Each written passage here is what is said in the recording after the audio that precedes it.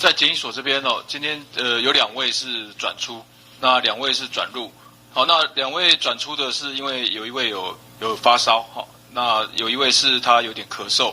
那安全起见，我们就把他这个转出到医院去治疗。稍早有些媒体有掌握到，其实检疫所那边好像北部检疫所好像有2台救护车开出来，那不知道说这是什么样的情况？因为听起来他们好像应该目前都在检疫所，但那个救护车开出来是不是说有什么样的一些状况？这样，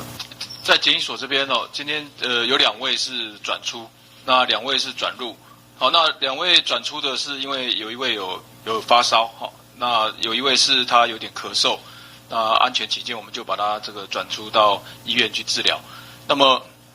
对，那另外这是今天的2位是转出，那有2位转回来是第一批，就是没有进到医院的那3位的其中2位，好，那2位已经转回隔离所，所以总数还是242位，好，那5位在医院。